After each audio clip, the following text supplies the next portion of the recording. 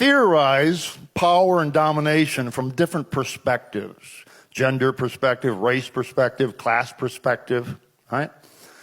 So we need a multi-perspectival theory to understand power and domination and to understand history, the evolution of human history.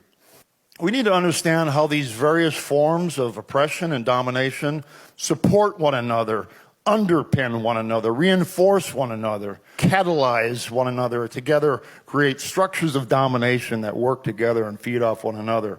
And we need to understand how that works theoretically then, and we need different perspectives for that. No one perspective. For instance, a class perspective, we learned that over a century ago.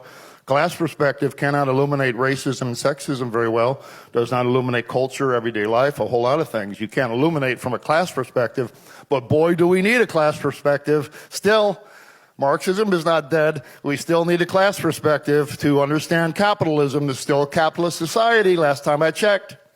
We still need to talk about class exploitation, alienation, domination, commodification, etc. We need to still talk about class. We need to talk about some other things too, which is where we're going to come in.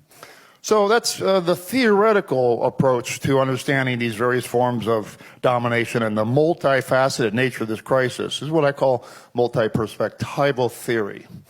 Now, the political equivalent or corollary of that, what I call alliance politics, common name, alliance politics. So if we're going to look at the problem analytically from different perspectives, we got to solve it politically from also different perspectives, different social movements, different social critiques, different social positions.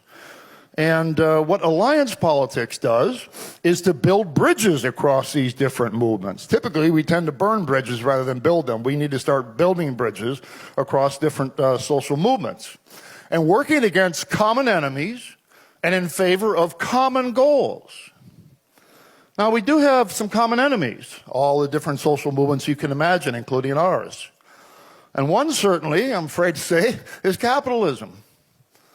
Capitalism is incompatible with the kind of world we seek. It is a system based upon predatory violence, exploitation. It feeds off the misery of the poor and the oppressed.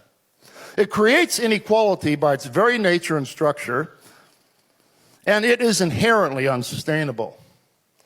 This system has got to go. Now, how we can do this is one question. We need to be frank in recognizing that we need systemic change. We cannot have a marketized society globally with the only restrictions being against anything that inhibits free trade